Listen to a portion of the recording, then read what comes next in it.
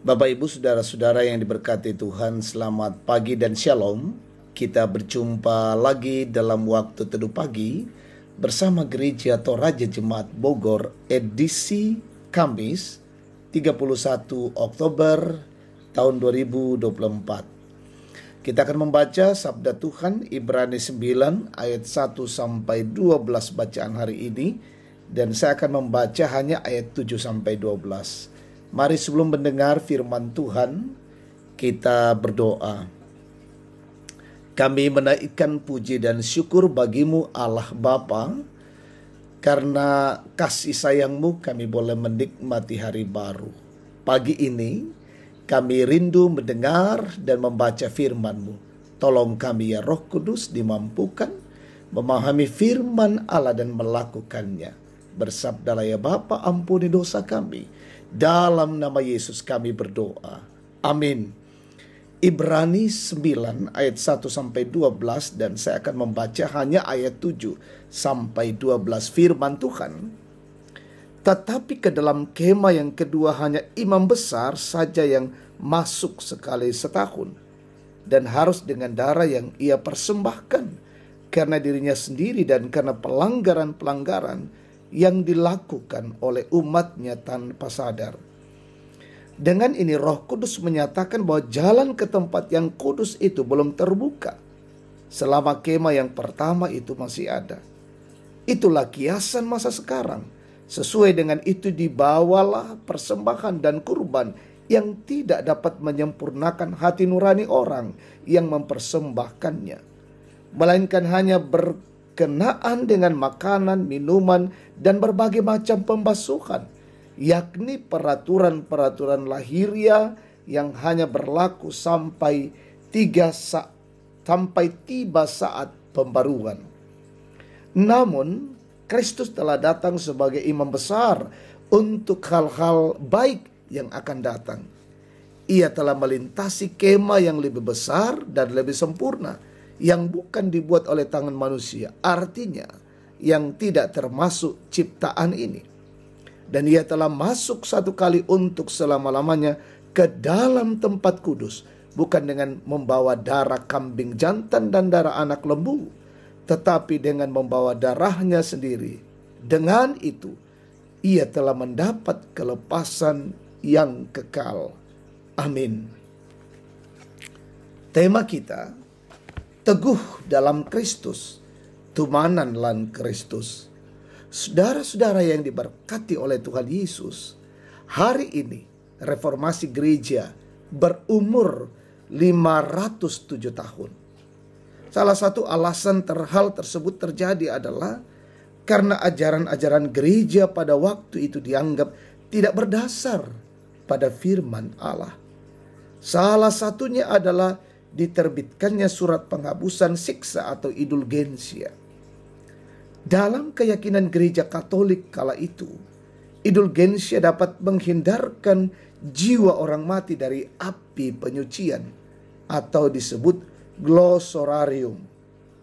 Di mana letak kekeliruan ajaran tersebut? Perikop ini dapat menjadi salah satu pijakan untuk menemukan kesesatan ajaran tersebut. Setiap sekali setahun, imam besar masuk ke ruang Maha Kudus untuk mempersembahkan korban penghapusan dosa, ayat 7. Ritual yang dilakukan secara terus-menerus itu menyeratkan penghapusan dosa dan pendamaian dengan Allah tidak akan pernah benar-benar sempurna. Segala usaha yang dilakukan manusia, termasuk indulgensia, untuk menyucikan dirinya dan mendamaikan hubungan yang rusak akibat dosa kepada Allah, tidak akan pernah cukup.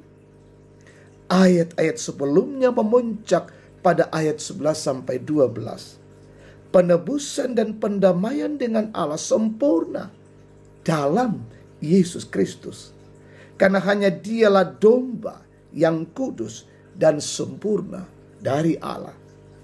Saudara-saudara, pengakuan gereja Toraja bab 4 ayat 7 senada menyuarakan ajaran tersebut, bahwa keselamatan dan kesejahteraan tidak tergantung pada persembahan-persembahan, Keselamatan yang sesungguhnya dan satu-satunya hanya ada dalam Yesus Kristus. Kebenaran ini semakin meneguhkan kita untuk bergantung hanya kepadanya. Dengan begitu, kita tidak akan pernah menoleh ke kanan atau ke kiri untuk menemukan keselamatan. Jangan pernah tergoda dengan tawaran-tawaran lain yang menjanjikan keselamatan di luar Yesus Kristus. Karena semua tawaran lain itu pasti palsu. Kenanglah reformasi gereja dan semakin teguhlah dalam Yesus Kristus. Amin. Mari kita berdoa. Kami sungguh menaikkan puji dan syukur bagimu ya Allah pagi ini. Terima kasih firman-Mu membuat kami teguh di dalam Kristus, teguh di dalam iman kami. Sehingga kami senantiasa membawa hidup ini memuliakan Engkau dan mengimplementasikan iman kami dalam perjalanan hidup setiap hari. Bapa Sorgawi, peliharakanlah hidup kami hari ini, menjalaninya dalam bekerja, berusaha, dalam mengangkat tugas dan pelayanan tanggung jawab aktivitas perjalanan kami hari ini. Kami mohon lindungan kasih dan pemeliharaan dari Tuhan.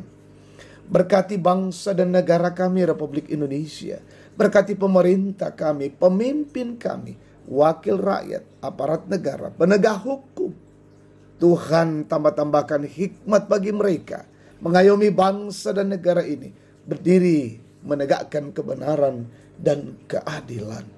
Berkati umat Tuhan dimanapun, yang sakit sembuhkan, yang berduka hiburkan, yang lalai sadarkan, yang berjuang dalam bangku pendidikan berkati, yang dalam tumbuh kembang anak-anak Tuhan berkati, yang berulang tahun sempurnakan sukacita mereka, mencari pekerjaan karuniakan, bahkan orang tua kami berkati, seisi rumah kami, keluarga kami, berkati kami hari ini. Inilah hidup kami ya Bapa, tuntun kami hari ini. Di dalam nama-Mu kami bersyukur memuliakan Engkau. Amin. Demikian waktu teduh pagi. Tuhan memberkati kita semua.